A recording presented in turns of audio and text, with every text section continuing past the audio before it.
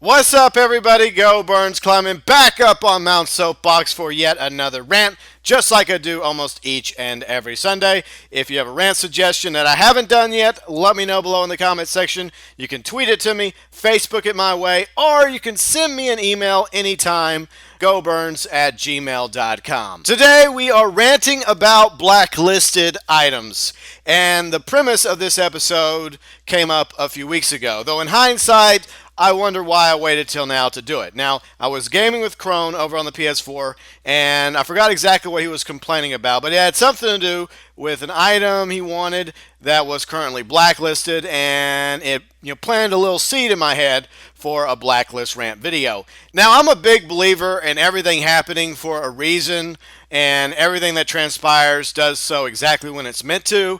And I think this is definitely the case for a blacklist rant, because I had finished the blacklist rant video, the first version that you'll never hear because I scrapped it, and I'll explain why. But then I went into Grand Theft Auto Online to check on my characters, Janine over on the Xbox One, then GB on the PlayStation 4. Why, you ask? Well, because yesterday I was kind of sort of glitching VIP items.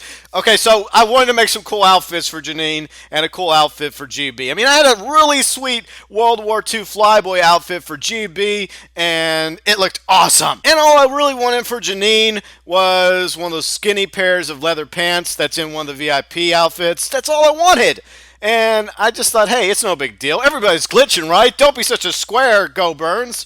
It's not like I was going to make a video about it. And so I log on to Grand Theft Auto Online Friday, and guess what? The outfits are gone. Ripped right out of the outfit section. It made me a sad panda.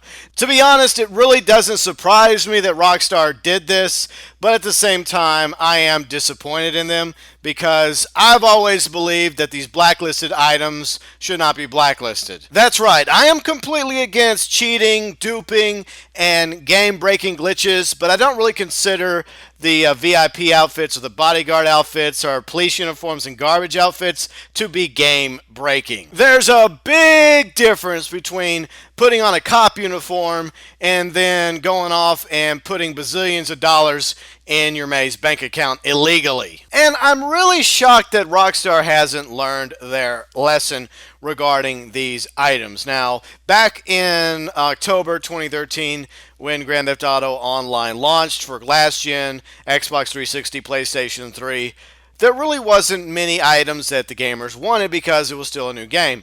But as the months passed by, there was one item that started appearing in Grand Theft Auto Online that was only in story. I'm talking about the Buffalo that Franklin drives around in Grand Theft Auto 5. Later became known as the Buffalo S. The original way to get the Buffalo S into Grand Theft Auto Online was to glitch it from Grand Theft Auto 5 story. Why were gamers doing this? Because they wanted the car and they could not purchase it in Grand Theft Auto Online. Eventually, Rockstar finally added the Buffalo S to the game, so you could actually buy the Buffalo S. That was the right thing to do, Rockstar.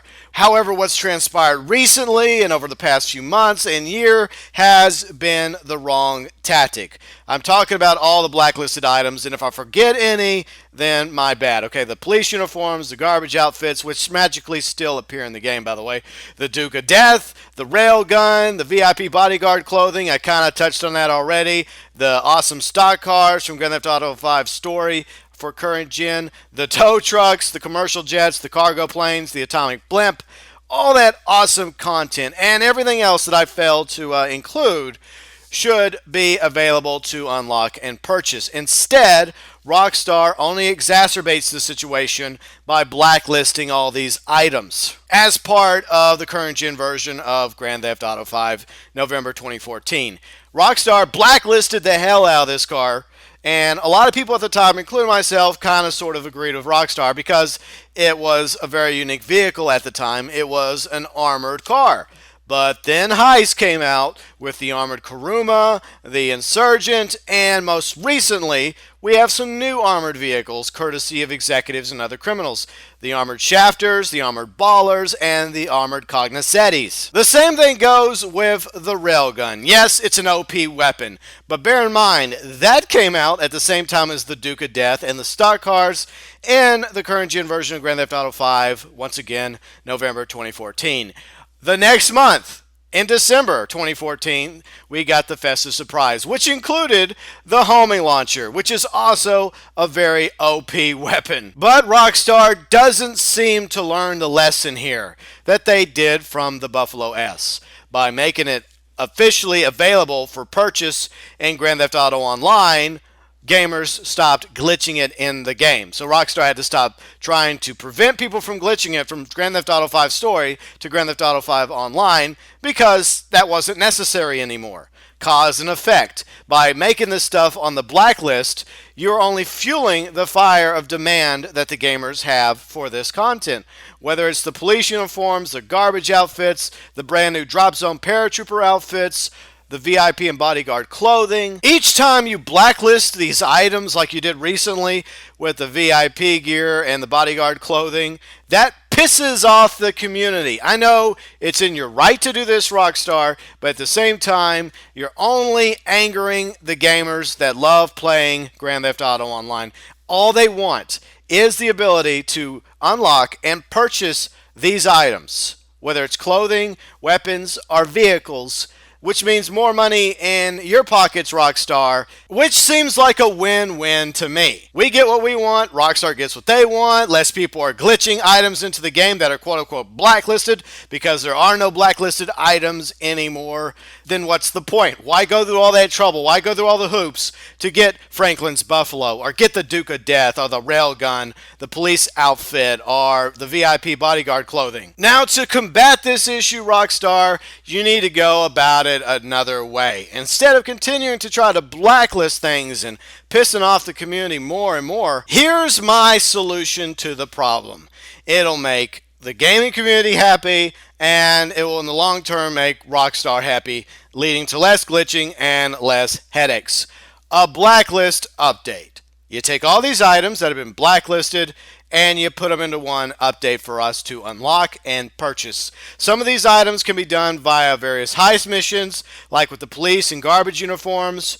Others can be done in adversary modes, like with Drop Zone for the paratrooper outfits. The VIP and bodyguard clothing can be unlocked very similar to the weapons skins for bodyguards and VIPs. Once you unlock them, then you can go to the clothing store, buy them, and keep them till the end of time. The rest can be done via rank. For example, the Duke of Death could be unlockable at, say, 130, the Railgun at 150, the tow trucks at maybe 160, because that's one thing I've been wanting in the game for a long time as well.